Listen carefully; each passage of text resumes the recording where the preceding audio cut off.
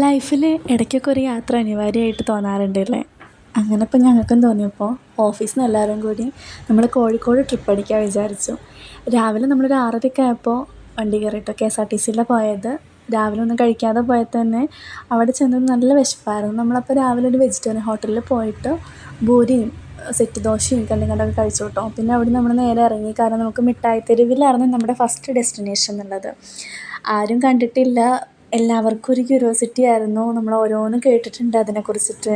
ഭയങ്കര ചീപ്പ് റേറ്റിൽ ഓരോന്ന് കിട്ടും, അതുപോലെ തന്നെ എല്ലാ വൈഡ് വെറൈറ്റീസ് ഉണ്ട് സാധനങ്ങളെല്ലാം. അപ്പം നമ്മൾ ഫസ്റ്റത്തെ നമ്മുടെ ഡെസ്റ്റിനേഷൻ അതായിട്ട് നമ്മൾ അങ്ങോട്ട് പോയി. ഓട്ടോ എടുത്തിട്ടാണ് പോയത്. കുഴപ്പമുണ്ടായിരുന്നില്ല. നമ്മൾ സൺഡേ അല്ല പോയത്, സാറ്റർഡേ പോയത്. അതുകൊണ്ട് തന്നെ വലിയ തിരക്കുണ്ടായിരുന്നില്ല. പിന്നെ നല്ല നല്ല അഫോർഡബിളുമാണ്, എന്നാൽ കോസ്റ്റ്ലി ഉള്ള സാധനങ്ങളും ഉണ്ട്. കുഴപ്പമുണ്ടായിരുന്നില്ല, മിക്സഡ് ആയിരുന്നു. നല്ല രസമുണ്ടായിരുന്നു കേട്ടോ. വെറുതെ ഇങ്ങനെ തെണ്ടി നടക്കാനുണ്ടായിരുന്നു. നമ്മളവിടുന്ന് ഒരു ഫോർമൽ പാൻറ്റും എനിക്കൊരു ഫോർമൽ പാൻറ്റും എടുത്തു. പിന്നെ ടോപ്പ് ഡെയിലി വെയറിന് അങ്ങനത്തെ എടുക്കുകയൊക്കെ ചെയ്തത്. ഫ്രണ്ട്സും വേറെ കാര്യങ്ങളൊക്കെ എടുത്തിട്ടുണ്ടായിരുന്നു.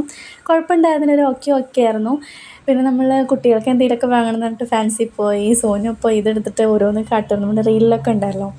അത് കഴിഞ്ഞിട്ട് നമ്മൾ നേരെ പോയത് കോഴിക്കോട് പോയതല്ല, ഹലുവ വാങ്ങാതെ പോരാൻ പറ്റില്ലല്ലോ. അപ്പോൾ നമ്മൾ പോയപ്പോൾ ഹലുവയുടെ കടയിൽ കയറിയപ്പോൾ വെറൈറ്റീസ് ഉണ്ടായിരുന്നു. അതിന് നമുക്ക് കുഞ്ഞു കുഞ്ഞു പീസ് തരും. അപ്പോൾ നമ്മൾ എല്ലാത്തിൻ്റെയും കൂടി ഒരു ബോക്സ് ആട്ടോ എടുത്തത്. അത് കഴിഞ്ഞിട്ട് പിന്നെ നമ്മുടെ നെക്സ്റ്റ് ഡെസ്റ്റിനേഷൻ എന്ന് പറയുന്നത് റഹ്മത്തായിരുന്നു. റഹ്മത്ത് ഹോട്ടലിൽ ബീഫ് ബിരിയാണി. എനിക്ക് എന്തായാലും അത് കഴിക്കാൻ പറ്റിയില്ല. ഞാൻ ഫ്രൈഡ് റൈസാണ് വാങ്ങിച്ച വെജ്. അമ്മയും അച്ഛനൊക്കെ മലയ്ക്ക് പോയതുകൊണ്ട് എനിക്കത് കഴിക്കാൻ പറ്റിയില്ല. ബാക്കിയുള്ളവരൊക്കെ ഫുഡ് കഴിച്ചു, കുഴപ്പമില്ല, ഓക്കെ ആണെന്ന് പറഞ്ഞു. അത് കഴിഞ്ഞിട്ട് പിന്നെ നമ്മൾ ഇനിയും ടൈം ഉണ്ടായിരുന്നു. കാരണം നമ്മൾ അടുത്ത ഡെസ്റ്റിനേഷൻ വെച്ചിട്ടുണ്ടായിരുന്നത് ബീച്ചിലേക്കായിരുന്നു. സത്യം പറയാനുള്ള നല്ല വെയിലായിരുന്നു, ഒന്നും നടക്കില്ല എന്ന് കണ്ടുകൊണ്ട് നമ്മൾ നേരെ വിട്ടുപിടിച്ചത് ഫോക്കസ് മാളിലേക്കായിരുന്നു. അവിടെ പോയപ്പോൾ നമ്മൾ ഫസ്റ്റ് നോക്കിയത് സ്പ്രേയുടേതായിരുന്നു കേട്ടോ. അവർ കസ്റ്റമൈസ് ചെയ്ത് തരുന്നത്. അപ്പോൾ നമ്മൾ ഞങ്ങളുടെ സാറിൻ്റെ വൈഫ് കുറച്ച് സ്പ്രേ ഒക്കെ ട്രൈ ചെയ്തിട്ടുണ്ടായിരുന്നു. നമ്മളപ്പോൾ കുറച്ച് ഫോട്ടോഷൂട്ടും കാര്യങ്ങളൊക്കെ ആയിട്ട് അങ്ങനെ നടന്നു. അവിടെ നമ്മളൊന്നും വാങ്ങി കഴിക്കുകയൊന്നും ചെയ്തില്ല. ഒന്നാമത് നല്ല കോസ്റ്റ്ലിയാണ്.